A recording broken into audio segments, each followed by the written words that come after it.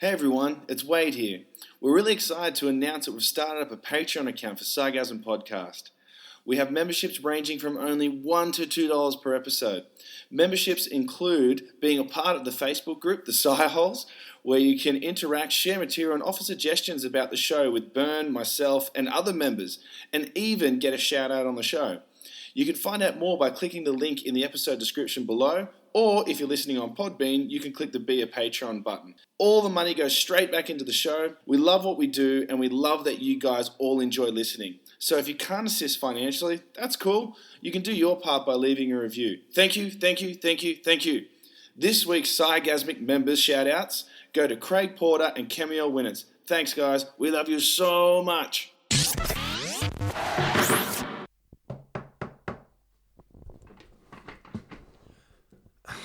Oh, hey man, what's going on? Oh, not much. I'm looking forward to hitting it down tonight. It's gonna be the bomb. All right. Do you want to have a few drinks before we go to the pub? Yeah, that sounds good. Let's sweet. get our pre-game on. I'm about 3 down, so you'll probably have to catch me if that's cool. That's all right. I'll have a crack. Sweet. Let me just get you a beer. All right. You want to chuck some music on, get us in the mood? Yeah, sure, man. No worries, yeah. I'll just random. I think I listen to AC/DC or something like that. Sweet. Yeah, whatever's clever. Here we go. It's a good song. Fucking love this song. Love me some Akadaka. That's Yeah. Oh, we are going to mess some shit up tonight, man. Dude, calm down. I'm going to fucking clean that up. Rock on. Rock and roll. Fuck, what is wrong with you? Let me change the song. Oh, man. Oh, why did you have to leave me? Oh, I thought you were crying about Con Air. Oh, Look, man. dude. That was a really sensitive place. Oh, dude, you right to go. Look, let me change the song, man. Oh, man. I love this song. Yeah, Wade, can you feel it? Yeah. Yeah, I love this song. Okay, Can you just- taste it, dude. Wade? I can taste it. Oh, Woo! dude. Put your shirt back on. What is wrong with you? All right. Yeah. Let's go out. All right. Let me finish this beer. You got any Limp Biscuit? You piece of shit, get the fuck out. Oh, okay. Well, I'll just get to it then. You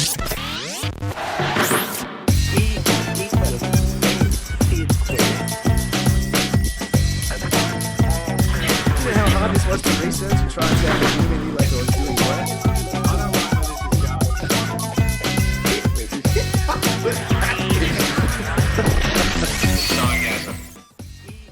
My head's a bit sore. Man, that was a big one.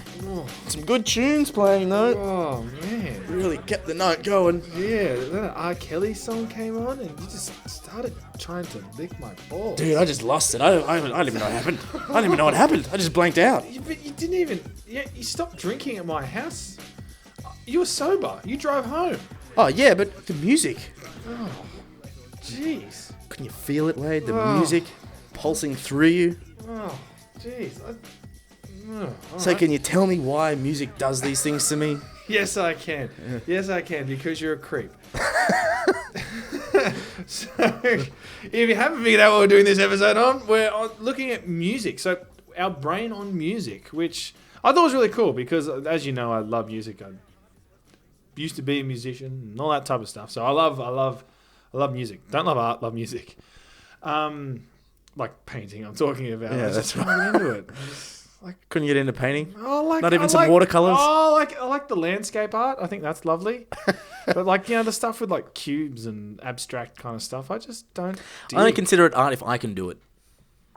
That's my benchmark. If I look at modern art and if someone's painted a canvas white, I'm like, I could do that. Probably not art. Yeah, fair enough. Yeah, I kind of like Starry Night and stuff. I think that looks cool. Like Yeah, kind of I couldn't do that. No, couldn't do that either. Yeah. Well, I probably could, but it's fucking amazing. So really, we need to kind of look at where we love music. Okay, I know you love music as well. We listen to kind of similar music. Yeah, I think so. Yeah, and we certainly have a bit of crossover in our Venn diagram of musical taste, I suppose you'd say. Yes. And so I thought, well, what makes us get pleasure? Because we keep listening to music. I listen to music all the time, man. All the time. I love listening to music. Do you remember what your first album was? Oh, you know what I can tell you what my first concert was. Actually, my first album was Bryan Adams' So Far So Good. Oh dear. Wait till you hear my first concert. What was your first concert? My first It's concert... the Wiggles, wasn't it? No. Okay. My first concert was Bryan Adams' 18 Till I Die. You know what the best part was about it? He was like 40 at the time. And you think it's so cool being like, you know, like 6, 7 years of age. And you're like, yeah, you know. A rock concert. Yeah, Woo! I'm going to a rock concert. Bryan Adams here. And then you realise later on down the track, like, he was like fucking 40 and he's 18 till I die. You know what I mean? Well, maybe he was still 18. He hasn't died yet, so, you know, good on him. Yeah. Yeah, I know. I love music. I enjoy rock music. My view on music is if you can unplug it from a PowerPoint and you can still play it, that's all good by me. Yeah. So not into the whole synth thing, man. Nah, I just find it too fake. But they got me thinking, like, why do I love music so much? Like, there's times where all I want to do is listen to music. I listen to music all day and have a great day. So you're quite the talented guitarist, if you don't mind me saying. I'm sure you don't, but yeah, I've been to your place a couple of times, so you bust down a few tunes. Absolutely not. I don't mind you saying that. I'm also a fantastic singer too. Shame about the loving. Yeah, shame about the loving. Yeah. All that effort went into guitar playing. Wasn't trying to pick up chicks when I was a teenager. I was playing guitar. So really, generally speaking, with music, okay, and I started looking into this. The thing that we really, well, the reason why we love listening to music and we get pleasure out is because it satisfies kind of two main stages that we look at. And the first stage is the wanting, right? So you want to hear this type of music. You know, you might be humming it to yourself. You might be in the mood. You might be about to go out like we were last night, and kind of think to yourself, "Fuck yeah, I'm gonna listen to some rock music. I need something to get I'm me going there. to the pub. I'm gonna listen to some Akadaka. Sorry about the table as well, man. That's all right. Wife, clean up. Actually, where is she? And so I kind of think to myself, all right, so there has to be that kind of want to be there, and this is backed by science. And what happens is that thing, that want, that desire to listen to music, is actually driven by the neurotransmitter dopamine. Oh, cool. Yeah, so that's what drives that want. Like, love me a bit of dopamine. Everyone loves a little bit of dopamine. The second phase is the consumatory phase, which is the liking phase. So we're like, yeah, this is what I wanted. You know, I like this. This is what I desired, and that's driven by opioids in the brain. So music is a drug, really, isn't it? Well, it can trigger your body like a response to drugs, and that's what I'm going to go through today. I'm going to talk about the similarities, some of the similarities between your behavior when listening to like music that you love, and your behavior when taking drugs that you love. Which explain a lot about your behavior last night. So they did this study, right? Professor Leviton from the McGill University in Canada. They actually did a study where they looked at NTX, okay? And what that is, it's naltrexone.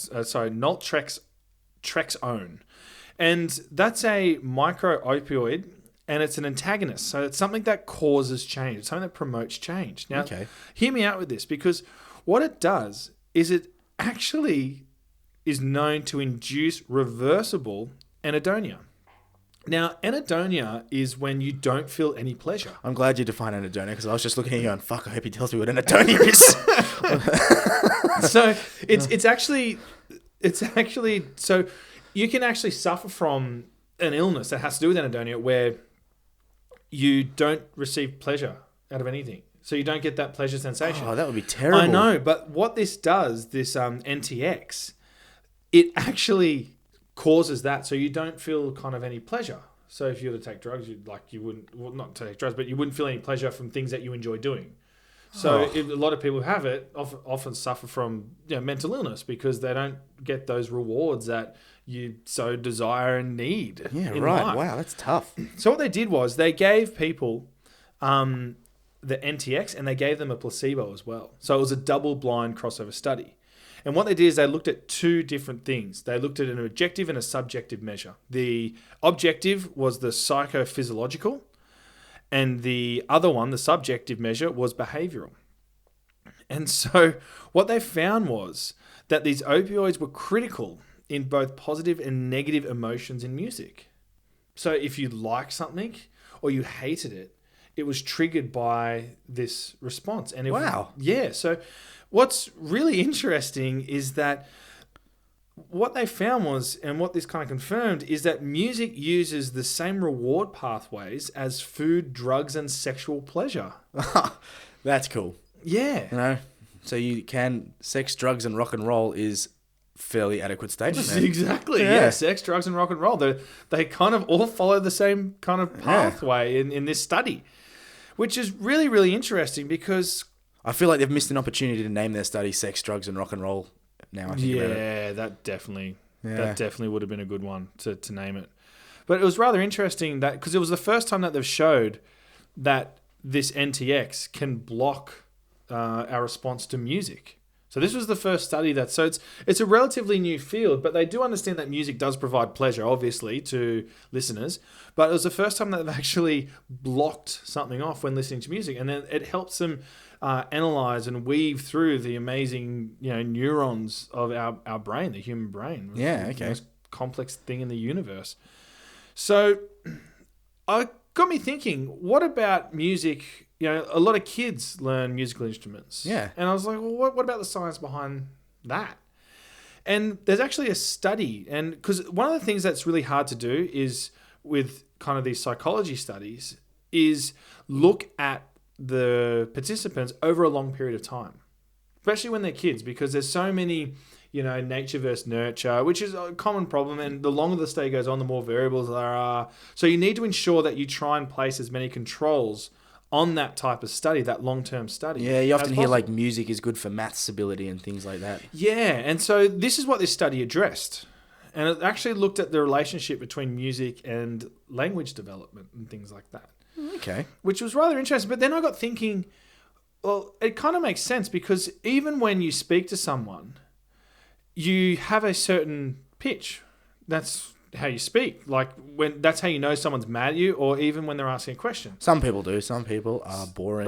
Some people are boring. But if I was to say, just speak to you in a random sense, then do this, you'd be kind of confused, wouldn't you? You'd be like, hang on, is he asking me a question? Yeah, is he asking me a question?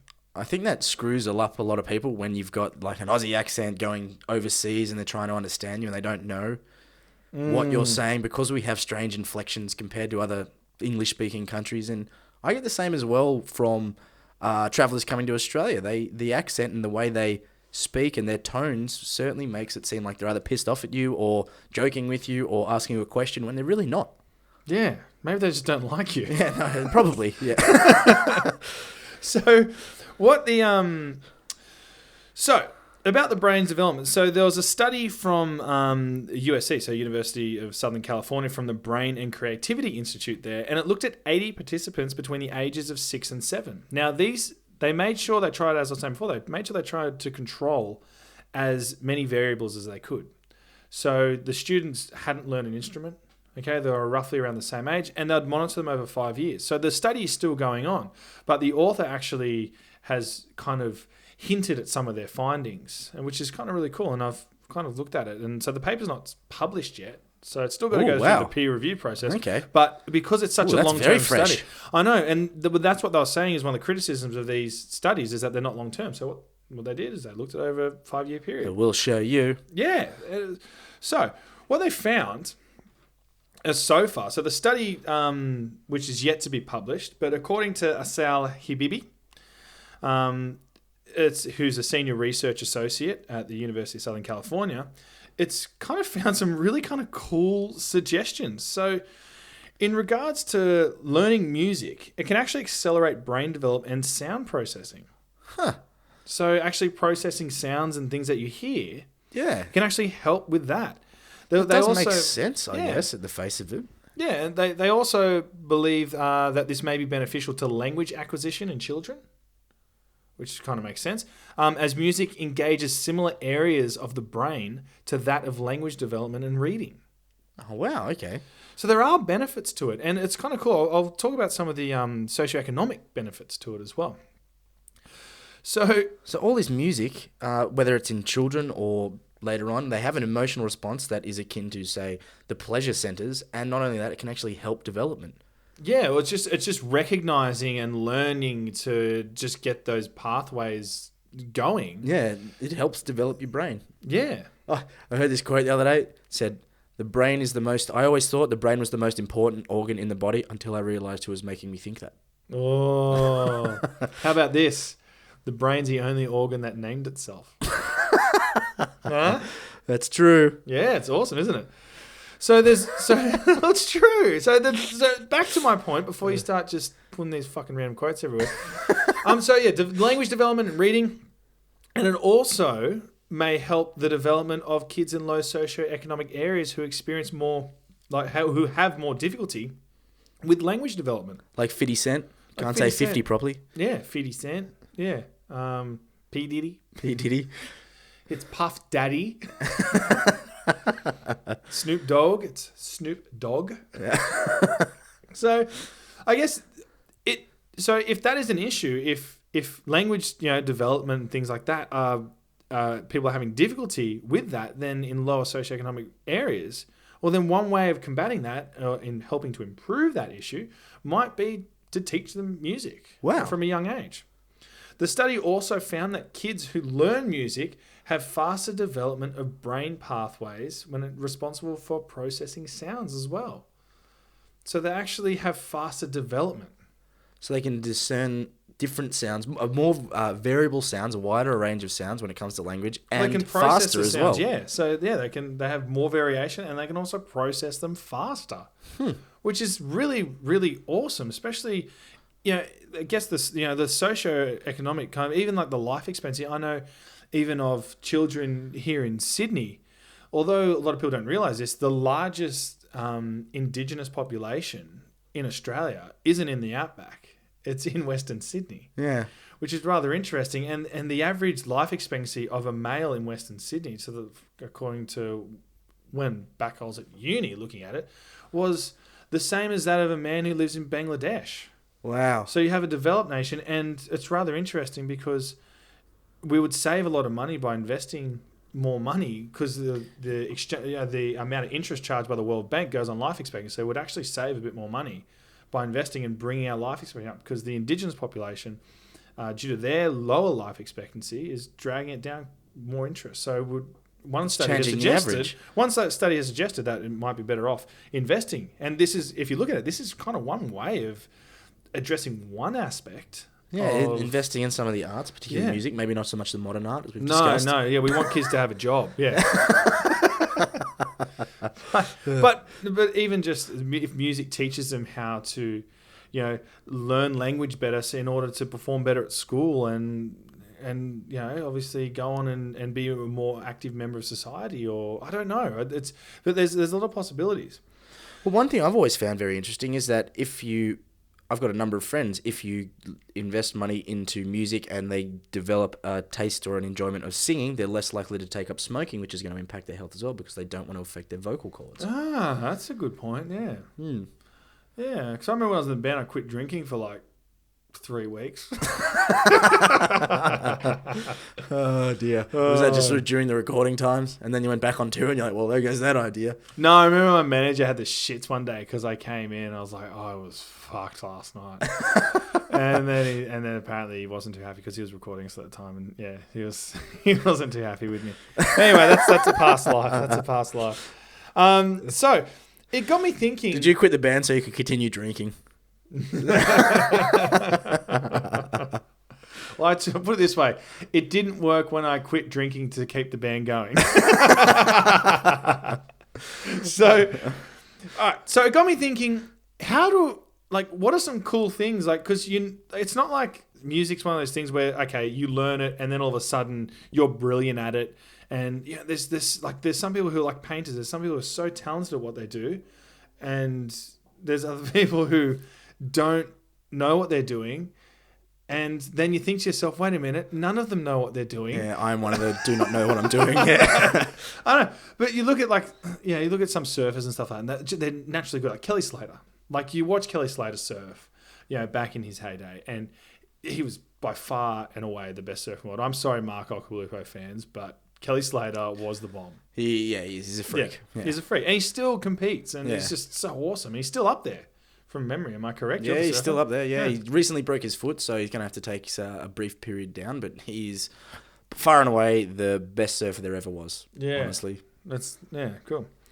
So it got me thinking, what about music? You know, what are some cool things people can do with music? So we know that, and just what are some cool things that the brain does when we hear music? And I came across this thing called synesthesia. I think it rings a bell. Yes. So what it is it refers to the sensation that originates in the brain, okay, but a person will experience, okay, a sense as if it were another. So they will taste. Oh, yeah. blue. Okay. Wow. They will kind of feel something and then they'll see a color. They will associate, say, a certain pitch of a note in a music as a color, or they'll see numbers and they'll associate those numbers with different colors. Yeah, apparently there are a few musicians like this that are painters as well as musicians too. Yeah, Yeah, wow. Yeah, mathematicians as well. They look at these numbers and then the colors come together and it makes a number. Like That's cool. That's awesome. I wonder what red tastes like. I don't know. Yeah. Probably raspberry. Yeah. Like a red, some sort of berry. Yeah. some sort of berry. Yeah. So, which is kind of cool, but they reckon that what happens is the sensory information spills over to neighboring areas of the brain. So, for example, you might hear a sound, but it may be interpreted by the visual cortex. Huh. And here's the thing: the U.S. National Library of Medicine. How good would a concert be if you had that? That would be amazing. That would be like trippy on acid if you had synesthesia. And I was you just went going to to say some you landmark could concert. just drop acid. But Much cheaper. Yeah. Yeah, much cheaper. Yeah, but like it would be amazing to see the colors and all that type of stuff. And I don't understand it in the sense that like can you drive like if you're seeing colors instead of sounds? You know what I mean? Someone like, honks their horn at you and everything goes purple. Yeah. yeah. Did he just purple me?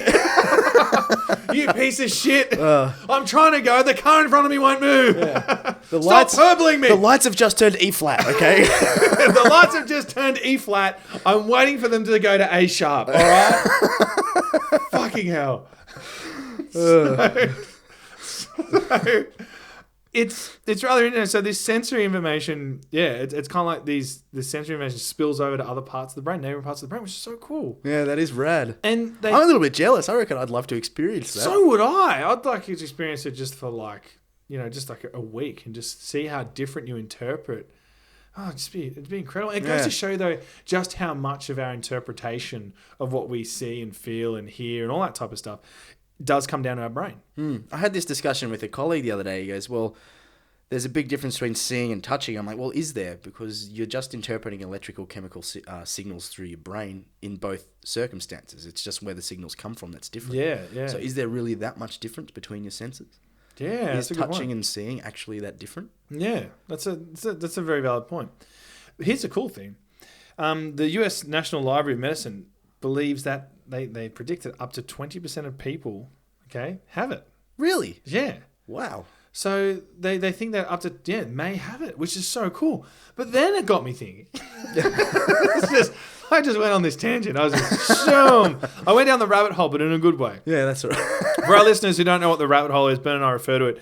You can either, if you listen to our interview with Veritasium, Dr. Derek Muller, we talk about the rabbit hole and we say you can either go down the rabbit hole and you can be looking at like cat videos and people getting run over with golf buggies like someone was doing last night. Showing his brother who was over. I was like, check out this. Look at this. They've had to put official warnings out now against people running over other people with golf buggies. And it's the most amazing footage you've ever seen. Look it up. Speaking of rabbit holes. Speaking of rabbit holes. So you can go down that path, which often I'll go down.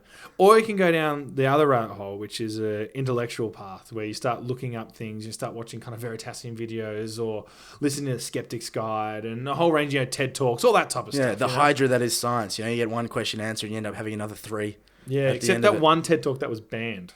There's been a TED Talk that they removed. Really? Yeah. I didn't Look know it up. that. I I can't remember wanna what it was see it about, now. but it was some bullshit. Something about medicine. It's just like this. So, they got me thinking, what are the evolutionary benefits of synesthesia? That is a very good intellectual rabbit hole you've gone down there. Thanks, That's a good man. I point, appreciate it. So, what they believe is that people who have it and as we were discussing before, because they can interpret information in a different way, they're really good. Well, often they can be quite creative and be good critical thinkers as well. So they find that more commonly artists and poets and musicians have them. So have this kind of this synesthesia. Yeah. Which is kind of cool because it explains a lot about how different people interpret things. Because you see certain things, poems or whatever, and you're like, wow, that's amazing. How does someone come up with that? Or, you look at... The level of description some of these poets get into where they visualize the colours and everything, that does actually make a lot of sense. Yeah. Or if you even look at, say, when you say to someone, it's 3,787 times 3,432, and they just go, blah, and they give you a number. Like, with the number one mathematician, or was it number one mathematician? I remember, whatever it was, he was on Some 60 Uber Minutes. nerd, yeah. Some Rain Man, yeah. Yeah. He's out there because he was on 60 Minutes, but which is a very reliable source. But yeah, he was saying that he can see colours and all that type of stuff, and it was so cool. He combines the colours together, and maybe that's where we get the expression "I'm feeling blue." Yeah, some sort of synesthesia. Maybe that's where blue balls come from. Maybe. Yeah. Sad testicles. I'm feeling sad. I got so close. Yeah. So it's interesting, isn't it? The brain is such a complex thing, and the way we interpret information, and we still have so much to learn. And I found that I wouldn't even call it disorder. I'm going to call it condition, but I'm also going to call it like something that fucking X-Men would have. Mutation? Yeah, mutation. No, well, not mutation. But you know what? Yeah, I guess they're mutants. Ability? So, ability. Yeah, that's a better word, ability. So if you'd ask me what I'd like to have, it'd be this. Oh, mate, you always pick the shittiest superpowers. So many options. What do you want to be? I would like to taste music. Like, God, aim higher, man. I remember we did that episode on superpowers. You're like, I just wish people would tell me the truth. I'm like, oh, God. That's right. It's Wonder Woman's lasso. You pretty much described Wonder Woman's lasso of truth, mate. Yeah. Yes, I have. Fuck. So I don't know what special brain ability would you have? One that exists. One that exists. Yes, that's what I was getting at. Okay, actually that does sound pretty good, to be honest. To be able to see, I would like to be more creative and be able to visualize. Although the mathematical ability and just being able to completely comprehend numbers, any equation, like see how maths unfolds in front of you, that would be pretty banging. I'd be pretty happy with that. Yeah. Although I feel it'd be more like you a can't party steal trick, it, though. except You in need the to find circle of another nerds. Yeah. Yeah, you can't steal. You need to find another one. Another one? Oh, a good brain trick. How about being able to turn on and off pain reception? That'd be pretty handy. Yeah, that would be good, wouldn't it? Yeah. Bet you $200 you can kick me in the nuts and I won't move. I'm like, yep, done. Walk down the street, 20 minutes later, you just go, oh. Oh, Jesus Christ, better turn that off again. Yeah, and I guess, another good one would be, actually, I don't know if it would be good, but remembering everything. Yeah. Yeah, that'd be tough, though, because when people are lying to you, you wouldn't have that ignorance. Yeah, it'd be frustrating talking to people when they go, no, I said this. You're like, actually, you didn't. Trust me, it's eidetic. Yeah. Eidetic, whatever it is. Yeah. Who cares? Yeah. I actually had a teacher at my school who had a photographic memory. So he had to lock it into his memory, but once he could actually remember exactly what he'd seen. Why? Well, that's crazy. So if he wasn't paying attention, he wouldn't notice it, but he would be able to look at something and go, yep, I've got it. Yeah, actually, I remember I was doing a talk at Nerd Night. It's a thing that they run in Sydney. I think they do in New York as well. But I was a guest speaker there, and we invited one of my or my wife invited a friend along, and she's like that. She can remember things, and I'm like, really, you have like a photo eidetic memory? And she's like, yeah. And I'm like, okay, what was the third slide then of my speech? She goes, oh, it was the one with the scientific method with the baby. I said, what was the order of it? She goes, aim, hypothesis, blah, blah. Bang, bang. And I'm like, fucking hell, that's so cool. Come with me. Yeah. Oh, my wife was there. But yeah, it was so cool, like to kind of see how it'd be tough, like it'd be because you'd know who's lying to you and who's not. Yeah. I reckon everyone knows going bullshit, and they test you as well. So I don't know if you want to let that out. Yeah. We definitely tested our teacher. We gave him a book and we gave him a page, and he looked at the page for shit you not, probably about 3 seconds. Went, yep, gave the book back, word for word, read the page out for us while we were following That's along in class. awesome. It was pretty That's impressive. so cool. It was pretty impressive. That's cool. And there's that moment when you're a student as well when he does that, and you're like, damn, he's going to remember everything I say and write. Yeah. You know? Report Yeah, writing. that's He would right. have got everyone. Yeah. Well, thank you very much for joining us. It's been an absolute pleasure yet again, Bern. It's always a pleasure, Wade, isn't it? Let us know what brain superpower that is real that you'd like. There's a lot of provisos on that requirement there. Yeah. But I'd be interested to know because Wade and I, well, Wade's more creative than I am, I'm happy to admit. But yeah, I'm sure there are Better people looking, out there. taller, smarter, faster. Just a better human. Just a Faster better human. is definitely a lie. I've run next to you. No. Don't be like that, Bern. You tiny little man. Yeah. Check us out on Facebook, Twitter, Instagram. Visit our blog. But remember, guys, leave a review. That's an important point. Leave a review. Make sure you check us out on those. Everything you want to. Everything you want to. Make sure you tell us what you want to hear about. Yeah. Thanks, guys. Any episode suggestions, send them through. Peace.